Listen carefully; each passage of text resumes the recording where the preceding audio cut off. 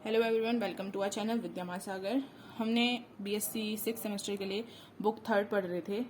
उसमें हमने जो पिछला टॉपिक था सिंप्लेक्स मेथड पढ़ी थी। उसमें मैंने बताया था कि जब स्मॉलर देन इक्वल्स टू वाली इक्वेशन आती है तो वहाँ पे हम सिंप्लेक्स जोड़ते हैं S1। अब आज हम क्या पढ़ेंगे, सरप्लेक्स वेरिएबल और artificial variable.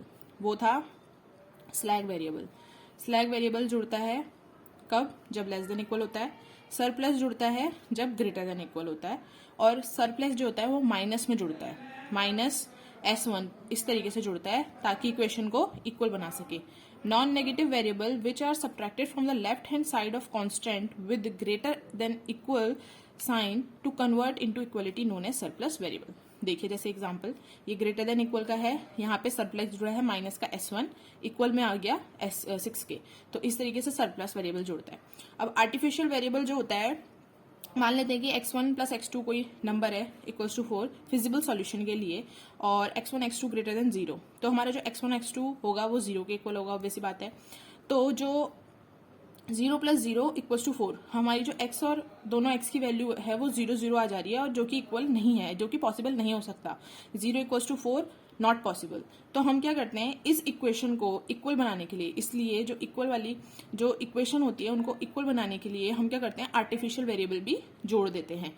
Therefore, we introduce a variable a such that x1 plus x2 plus a equals to 4। इसलिए हम क्या करते हैं, a का इंट्रोड्यूस कर देते हैं इक्वेशन में, ताकि इक्वेशन जो है इक्वल आ सके। ठीक है, अगर हम अब यहाँ पे x1 और x2 की वैल्यू 0 रखेंगे तो a की वैल्यू 4 आ जाएगी, तो 4 इक्वल्स टू 4, यानी कि इट इज पॉसिबल। तो आर्टिफिशियल और सरप्लस क्यों जुड़ता है ये आपको पता चल गया है। अब हम क्वेश्चन के थ्रू देखेंगे कि ये कैसे क्वेश्चन में जुड़ रहा है। तो बिगम मेथड अप्लाई करेंगे, बिल्कुल सिंप्लेक्स मेथड जैसी होती है, बस यहाँ पे क्या होता है, सरप्लस और आर्टिफिशियल का इंट्रोड्यूस हो जाता है क्वेश्चन के अंदर, इसलिए इसे बिगम मेथड कहते हैं। ठीक है, max z equals to 4x1 plus 2x2 STC, ये इक्वेशन दी हुई है। तो लेस देन इक्वल्स के लिए मैंने बोला था स्लैग वेरिएबल जुड़ता है, यानी कि प्लस का S1, और इसे हमें सीरीज में जोड़ना होता है। ठीक है, हम आगे पीछे नहीं जोड़ सकते क्योंकि हमारी मैट्रिक्स बनती है, और मैट्रिक्स आगे पीछे हो गई तो हमारा आंसर गलत आ जाएगा। ठीक है, x1 plus x2 greater then, मतलब कि यहाँ पे क्या क्या जुड़ेगा, सरप्लेक्स भी जुड़ेगा और आर्टिफिशियल भी जुड़ेगा। और ये रही लास्ट इक्वेशन, ये तो सब में होती है। तो ये याद रखना कि सरप्लस वेरिएबल कभी भी हम अंदर नहीं लेते हैं, मतलब जब हम टेबल बनाते हैं तो वहाँ पे हम लोग S1 S2 S3 लिख रहे थे, क्योंकि सिंप्लेक्स मेथड अगर आपने नहीं देखी तो आप देख लेना, उस चीज़ की बात कर रही हूँ। तो अगर आपने उसको नहीं देखा होगा तो अब मैं यहाँ पे क्या बोल रही हूँ आपको समझ नहीं आएगा। ठीक है, वहाँ पे जब हम क्या XB की वैल्यू S1 S2 और S3 ले रहे थे, क्यों ले रहे थे, क्योंकि वहां पे हम स्लैग वेरिएबल जोड़ रहे थे। पर यहाँ पे क्या होता है कि हम सरप्लस भी जोड़ रहे हैं ग्रेटर देन इक्वल के लिए, तो वो कभी भी नहीं आता है क्योंकि वो नेगेटिव में होता है। ठीक है, और आर्टिफिशियल आता है, लेकिन सरप्लस नहीं आता है, हमेशा याद रखना, और आर्टिफिशियल आता है। तो हम स्टेप वाइज करते हैं इस क्वेश्चन को, फिर जो नेक्स्ट क्वेश्चन करेंगे उसे हम फटाफट सॉल्व करेंगे। इस वाले को थोड़ा डिटेल में देख लेते हैं। स्टेप 1 है, स्टेप 1 में तो हमें ऐसे एज इट इज लिखना होता है, max z equals to 4x1 plus 2x2 STC 3x1 plus x2 less than equals to 27, x1 plus x2 greater than equals to 21, x1 x2 is greater than equals to 0। ये वाला तो step copy हो जाता है बिल्कुल। अब जो हमारा स्टेप सेकंड है, क्वेश्चन तो आपने देख लिया होगा।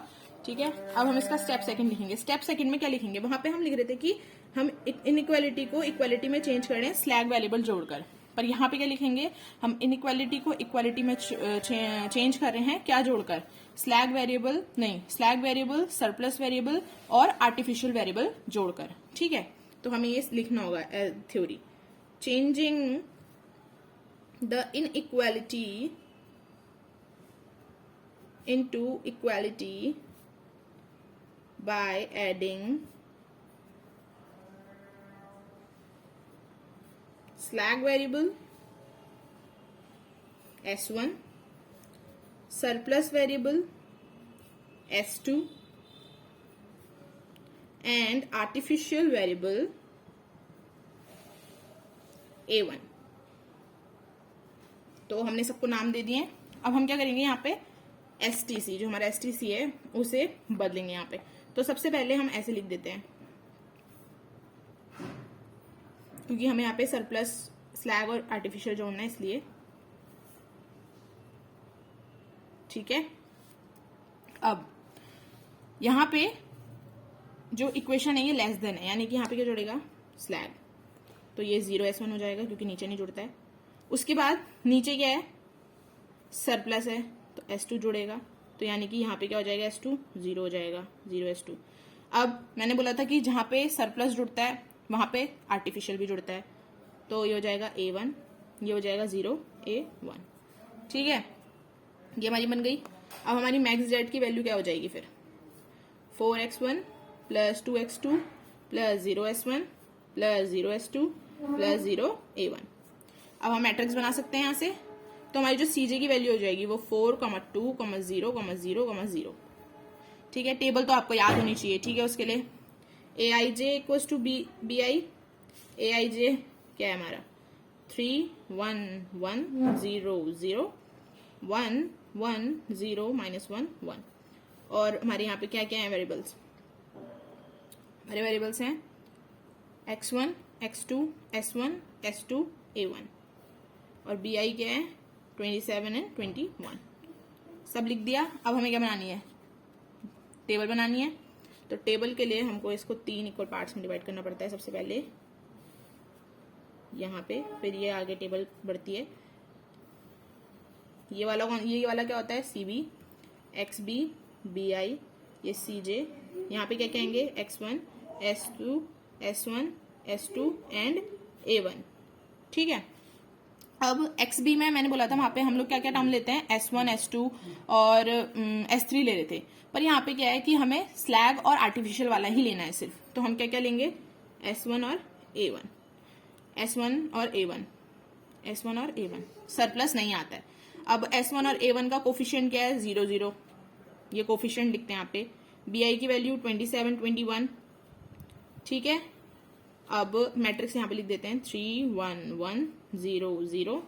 बाकी सब एक उसी मेथड की तरह, सिंप्लेक्स की तरह, बस क्या चीज का ध्यान रखना है कि स्मॉलर देन वाले में स्लैग जुड़ता है, ग्रेटर देन वाले में सरप्लस और आर्टिफिशियल, क्योंकि उसे इक्वल बनानी होती है इक्वेशन को, और सरप्लस कभी भी XB यानी कि यहाँ पर नहीं आता है, ठीक है। ZJ, CJ की वैल्यू कितनी है, 4, 2, 0, 0, 0, CJ इतना इंटू इतना इंटू इतना इतना। और एक चीज और, जब हम बिगम मेथड यूज कर रहे होते हैं तो A1 का कोफिशिएंट हम हमेशा -m लेते हैं, ठीक है, 0 नहीं लेते हैं, क्या लेते हैं, -m। यहाँ पे इस चीज का ध्यान रखना, हम हमेशा A1 का जो कोफिशिएंट होता है उसे माइनस का m लेते हैं, क्या लेते हैं, माइनस का m। अब हम इसका वो निकालते हैं तो माइनस का m,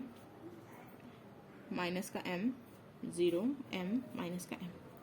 अब इसको वो करते हैं CJ minus ZJ minus CJ, -m, -4, -m, -2, 0 m -m। अब यहाँ पे m तो सेम है, तो हम इसके पीछे वाले टर्म्स देखेंगे, जिसकी वैल्यू छोटी होगी वो वैल्यू इनकमिंग बन जाएगी। -4 ज्यादा छोटा हुआ -2 से, तो ये वाला क्या बन जाएगा, इनकमिंग। अब यहां से हम क्या निकालेंगे, मिनिमम निकालेंगे। तो मिनिमम के लिए क्या करना होता है, 27, 21 अपॉन 3 अपॉन 1, तो 21 वाला छोटा है यानी कि 1, सॉरी 3, 9 जो 27, 9 और 21, तो 9 वाला छोटा है, तो 3 वाला क्या बन जाएगा, की बन जाएगा, यानी कि इसके सामने वाला S1 है तो S1 जा रहा है मतलब की। तो अब नेक्स्ट टेबल में क्या होगा, S1 की जगह क्या आ जाएगा, X1, ये मैंने आपको सिंप्लेक्स में भी बताया है, S1 की जगह क्या आ जाएगा, X1 आ जाएगा। और फिर हमें इस टेबल को, अब हमारा जहां से की एलिमेंट निकलता है उसे हमें 1 बनाना होता है, तो हम क्या करेंगे, इस पूरी टेबल को 3 से डिवाइड कर देंगे, किस में, नेक्स्ट टेबल में। तो देखते हैं, पहले नेक्स्ट टेबल बनाते हैं फिर देखते हैं। 3 बॉक्सेस बनाने होते हैं, टेबल याद रखना बहुत जरूरी है, वरना आपकी टेबल गलत हो गई तो आप नहीं निकाल पाएंगे। ये CB होता है, ये XB होता है, ये BI होता है, ये CJ, X1, X2, S1, S2, A1। और जो ये यहाँ पे -1 है, सॉरी -m है, अगर हमारा A1 हटता है बाई चांस कभी भी, मतलब अगर हम आगे फर्दर सॉल्व करें, जैसे S1 हट के X1 आया, अगर A1 हटता है तो हम क्या करेंगे, वहां से यहाँ से भी A1 को जो है पूरा हटा देंगे। हमारा गोल क्या है बिगम मेथड में कि A1 जो -m आ रहा है उसे पूरा हटा देंगे। पर कब? जब वो आउटगोइंग होगा। अगर वो आउटगोइंग नहीं होता है तब तक आप नहीं हटा सकते हैं। जैसे कि S1 आउटगोइंग हुआ तो हमने उसको हटा के X1 लिख दिया, वैसे ही A1 का आउटगोइंग होना जरूरी है। तो आउटगोइंग अगर A1 हो गया, उसकी जगह कोई और आ गया, तो A1 यहाँ से भी पूरा हट जाएगा, यानी कि मैट्रिक्स से भी पूरा हट जाएगा। ठीक है, तो ये कर देते हैं। S1 की जगह X1 आ गया, A1 ये -m ही रहेगा। X1 का कोफिशिएंट कितना है? 4। इसको 3 से डिवाइड करना है पूरा, तो 3 9 27, 3 1 3, 1/3 1/3 0 0। अब उसके नीचे वाले टर्म को 0 करना आता है। इस क्वेश्चन में क्या अच्छी बात है कि नीचे वाला टर्म ऑलरेडी 1 दिया हुआ है, तो हमें डायरेक्ट माइनस करना होगा। 21 में से अगर 9 माइनस करते हैं तो 12 आता है, ये 0 हो जाएगा टर्म। ठीक है, उसके बाद 1 - 1/3 यानी कि 2/3, उसके बाद 0 यानी कि 1 माइनस का 1 और ये 1। ठीक है, अब क्या निकालेंगे? ZJ CJ लिख देते हैं 4 2 0 0 0। ZJ 4 1 4, 4/3 - 2m/3, 4/3 -m plus m/3 plus m minus का m। तो कोफिशिएंट देखते हैं किसका है, माइनस वाला छोटा होगा सबसे ज्यादा, तो ये आउट इनकमिंग हो गया। अब यहां से क्या निकालेंगे? की निकालेंगे, तो मिनिमम 9/1/3 यानी कि इंटू 3, 12/2 इंटू 3 यानी कि 9 3 27 18। तो ये वाला छोटा यानी कि 2/3 वाला की एलिमेंट बन जाएगा। इसके सामने वाला A1। अब देखो यहाँ पे A1 क्या हो गया? आउटगोइंग हो गया। हम इसी चीज की बात कर रहे थे, A1 आउटगोइंग हुआ। अब A यहाँ मैट्रिक्स से भी पूरा हट जाएगा, तो मतलब कि हमारा जो -m वाला टर्म है वो भी हट जाएगा, और यहाँ टेबल मैट्रिक्स की टेबल से भी हट जाएगा, तो एक टर्म हमारा कम हो जाएगा। ठीक है, अब जो हमारी नेक्स्ट टेबल बनेगी उसमें हम A1 वाले एलिमेंट को नहीं लेंगे। बिगम का ये रोल होता है, CB XB BI CJ X1 X2 S1 S2। A1 नहीं आएगा अब यहाँ पे। ठीक है, अब हमारा A1 हटा और उसकी जगह पे क्या आया? X2। तो ये क्या हो गया? X1 S2 4 2। अब हमें 2/3 को क्या करना है? 1 बनाना है, तो 3/2 से इंटू कर देते हैं इसे। तो अगर हम 12 को 3/2 से इंटू करेंगे तो यहाँ पे कितना आएगा? 18 0 1 -2 -1/2 सॉरी, और -3/2। ठीक है, अब ये तो 1 बन गया। अब हमें क्या करना है? माइनस करना है ऊपर वाले टर्म को 0 बनाने के लिए। तो पहले हमें क्या करना पड़ेगा? इसको ऐसे लिख देते हैं, ZJ माइनस CJ।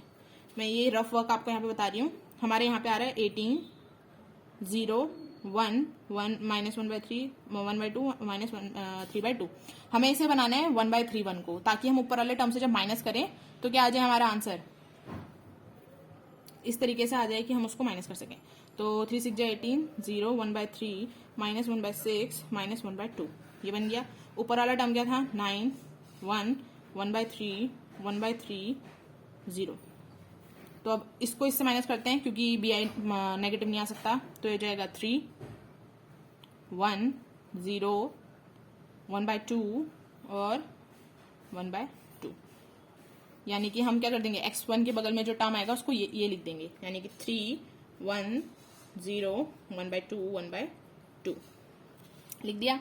अब ZJ कैसे निकलेगा? 4 × 4 2 2 -1 1 और 2 4/2 2 -3 यानी कि माइनस का 1।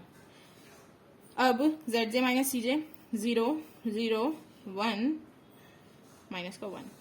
सबसे छोटी टर्म ये आ रही है, ये इनकमिंग हो गई। यहाँ से हम मिनिमम वैल्यू निकालेंगे, यानी कि 3/1/2 × 2 18। माइनस वाला टर्म तो आता नहीं वैसे भी, तो ये बचा कौन सा टर्म? ये वाला। माइनस वाला टर्म लेते नहीं है, डायरेक्ट आ जाएगा, तो पॉजिटिव वाले टर्म को लेना होगा।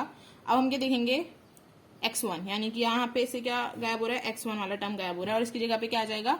S2 आ जाएगा। तो हमारी जो नेक्स्ट टेबल बनेगी उसमें हम S2 को इंट्रोड्यूस करेंगे और X1 को हटा देंगे। समझ में आ रही होगी शायद आपको टेबल। अगर आप डायरेक्ट ये वाली वीडियो देख रहे हैं तो आपको शायद कंफ्यूजन हो सकती है, क्योंकि मैंने आपको सिंप्लेक्स में ऑलमोस्ट सब कुछ बता दिया था। यहाँ पे बस एक दो नई चीजें हैं जो मैं आपको बता रही हूँ। तो अगर आपने सिंप्लेक्स वाली नहीं देखी है, आप जाके उसे जरूर देखिए, क्योंकि आपको वहां पे समझ में आएगा कि कैसे क्वेश्चन को किया गया है। ठीक है, यहाँ पे से क्या हुआ, x1 हटा, क्या आएगा उसकी जगह पे s2, x2 0 2। अब इस वाले टर्म को हमें क्या बनाना है, 1, तो 1/2 से इंटू कर देंगे, 3/2 x1 x2 s1 s2 4 2 0 0, यानी ये 1/2 0 1/4 इसे बना दिया 1।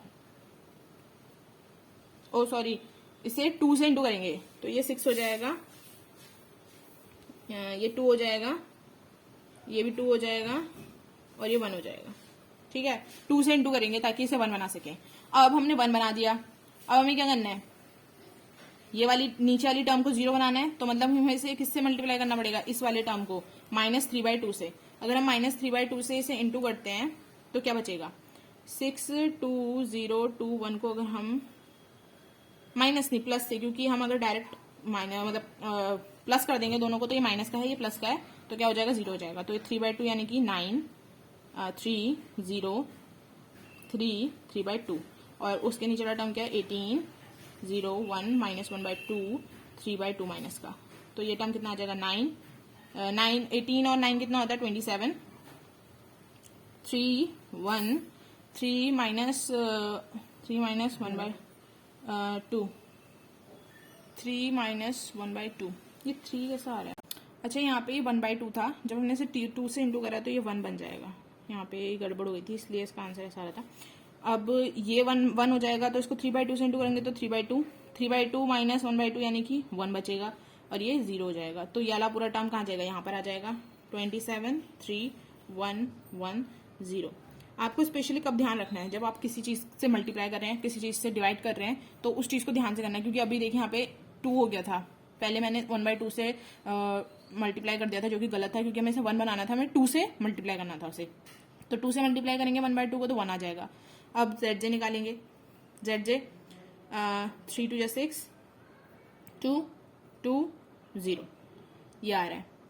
ZJ माइनस CJ 2 0 2 0, यानी कि अब हमारी क्या लास्ट में पॉजिटिव चाहिए होती वैल्यूज, पॉजिटिव आ गई।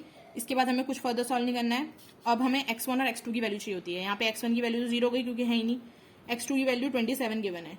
तो हमारी जो मैक्स z की वैल्यू थी क्या थी, 4x1 प्लस 2x2, 4 इंटू 0 हो गया 2 इंटू 27, तो ये कितना हो गया 54, यानी कि हमारी मैक्स z की वैल्यू कितनी आ रही है 54, ये आंसर हो गया। ये रफ वर्क है, ठीक है, इसे आपको नहीं शो करना होता है, ये आपका रफ वर्क होता है।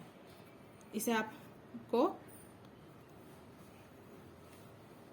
कॉपी के पीछे या फिर साइड में जहां पर आंसर लिख रहे हैं वहां पे नहीं होना चाहिए, ठीक है। इस तरीके से इसे सॉल्व करना है। होप कि आपको समझ में आया होगा। अब नेक्स्ट देखते हैं, उसे हमें फटाफट से सॉल्व करेंगे क्योंकि मैंने आपको यहाँ पे समझा दिया है। अब नेक्स्ट मेथड को जस्ट क्लियर करने के लिए कि कहाँ पे क्या चीज़ है करते हैं, ठीक है। तो अब नेक्स्ट क्वेश्चन भी हम बिगिन मेथड का ही देखेंगे। इसमें भी हमको पहले स्टेप 1 तो एज इट इज उतारना होता है, ये सबको पता है। स्टेप 2 में हम लिखेंगे कि हमें क्या क्या ऐड करना है। जैसे कि आप देख रहे हैं सबसे पहला वाला इक्वल वाला है, तो इसमें मतलब आर्टिफिशियल जुड़ेगा, और दूसरा वाला ग्रेटर देन है, यानी कि उसमें सरप्लस जुड़ेगा और आर्टिफिशियल भी जुड़ेगा। लास्ट वाला है लेस देन, यानी कि इसमें स्लैग जुड़ेगा। तो जो मैंने अभी यहाँ पे इनइक्वालिटी को इक्वालिटी में चेंज किया है, यहाँ पे हमें पहले इक्वेशन में वैल्यूज पुट करके चीज़ें को लिखना होगा। जैसे कि जो सबसे पहला वाला है आर्टिफिशियल है, दूसरे वाले में सरप्लस और आर्टिफिशियल, तीसरे वाले में स्लैग और बाकी सब 0। तो सबसे पहले हमने किस में जोड़ा, सरप्लस वाले में जोड़ा था माइनस का S1, फिर हमने स्लैग वाले में जोड़ा प्लस का S2, फिर हमने क्या जोड़ा, आर्टिफिशियल जोड़ा किस में, सरप्लस वाले में, सॉरी इक्वल वाले में, फिर हमने सरप्लस वाले में जोड़ा। तो उसके अकॉर्डिंग इक्वेशन बनेगी। यहाँ पे मैंने मैट्रिक्स वगैरह कुछ नहीं बताई है क्योंकि हमको पता है कि कैसे बनेगी। हमने इक्वेशन लिख दी, उसके अकॉर्डिंग मैट्रिक्स बनती है। तो यहाँ पे हमने वैल्यूज पुट करी अकॉर्डिंग टू द क्वेश्चन। जैसे कि हमने जो इक्वेशन बनाई है, सबसे पहला A1 वाला टर्म था, फिर A2 वाला था, फिर S2 वाला था। S1 नहीं आएगा क्योंकि वो सरप्लस है, ठीक है। उसके बाद हमने सारी इक्वेशन को एज इट इज़ लिखा। यहाँ पे से हम लोग ZJ निकाल रहे हैं। ZJ को पता है आपको कैसे निकालते हैं, CB इंटू x1 प्लस जो नीचे वाला टर्म है CB का, और इंटू x1 का नीचे वाला टर्म। इस तरीके से हमने क्या निकाल दिया, इनकमिंग वैल्यू निकाल दी। इनकमिंग वैल्यू निकालने के बाद हमें मिनिमम वैल्यू निकालनी होती है की एलिमेंट के लिए, तो हमने की एलिमेंट निकाल दिया यहाँ से। अब जो हमारा A1 है वो आउटगोइंग है, मतलब कि A1 वाला टर्म नेक्स्ट टेबल में हट जाएगा। सिर्फ कौन कौन से टेबल टर्म आएंगे, x1 x2 s1 s2 and a2। यहाँ से हमने वैल्यूज़ लिख दी। A1 चला गया था तो x1 आ जाएगा उसकी जगह पे, xb की जगह पे। उसके बाद हमने जो सॉल्व कर रहे थे सिंपली जैसे पिछले क्वेश्चन में किया था, रफ में टेबल बना के। ये रफ वर्क होता है, इसे आपको शो नहीं करना होता है, इसे आपको कॉपी के पीछे बनाना होगा या फिर ऐसी जगह पे जहाँ पे आप क्वेश्चन सॉल्व कर रहे हैं वहाँ पर नहीं, ठीक है। तो हमने यहाँ पे सॉल्व किया, फिर से हमने ZJ निकाला। हमें इसे तब तक सॉल्व करना होता है जब तक हमारी पॉजिटिव वैल्यू ना आ जाए, और स्पेशली m को हटाना is a main motive in big M method. तो हम यहाँ पे क्या कर रहे हैं, m को हटा रहे हैं, मिनिमम वैल्यू निकाली फिर से, और उसके बाद हमने क्या करा, जो यहाँ पे देखा हमने 5/3 यानी कि A2 वाला टर्म भी हट गया। तो यहाँ से अब जो नेक्स्ट टेबल बनेगी उसमें A2 भी नहीं होगा, तो सिर्फ x1 x2 s1 s2 होंगे। फिर वापस से हमने सॉल्व किया और A2 की जगह पे क्या आ गया, x2, क्योंकि हम यहाँ से x2 से इनकमिंग था और आउटगोइंग A2 था, इसलिए मतलब x2 आएगा और A2 बाहर चला जाएगा। वापस से हमने रफ में टेबल बनाई और इसे फर्दर सॉल्व किया एज जैसे कि हमने अबव वाला किया और पिछले क्वेश्चन में किया था, ठीक है। फिर यहाँ से हमारी वैल्यू आ गई। ये टेबल का जो अंदर हम 1 बनाते हैं की एलिमेंट को, उसके बाद जो ऊपर और नीचे वाले टर्म होते हैं उसे 0 बनाना होता है, उस चीज़ का बस ध्यान रखना है, बाकी क्वेश्चन इजीली सॉल्व हो जाएगा। अब देखिए यहाँ पे जो ये 1 वाला टर्म है ये ऑलरेडी 1 है, तो हमें इसे 1 बनाने की ज़रूरत नहीं है, तो इसे हमें डायरेक्ट 0 बनाने की 0 बना सकते हैं माइनस करके, ठीक है। तो यहाँ से आ जाएगा और फिर ZJ निकालेंगे। ZJ निकालने के बाद हमारा जो ZJ माइनस CJ है वो निकलेगा और ये पॉजिटिव आ गया। तो यानी कि अब हमारी पॉजिटिव वैल्यू आ गई है, और x1 और x2 हमें पता है हम कहाँ से ले सकते हैं, और यहाँ से मैक्स Z की वैल्यू हमारी -12/5 आ गई, ये हमारा answer. Okay, thank you for watching. Do like, share, comment and subscribe our channel Vidya Mahasagar. Hope कि आपको आज का टॉपिक समझ में आएगा, क्योंकि ये बहुत इंपॉर्टेंट है, और सिंप्लेक्स मेथड को ज़रूर देखना है इस मेथड को देखने से पहले, ताकि आपको और भी क्लियर हो जाए। तो till then take care, good bye, see you.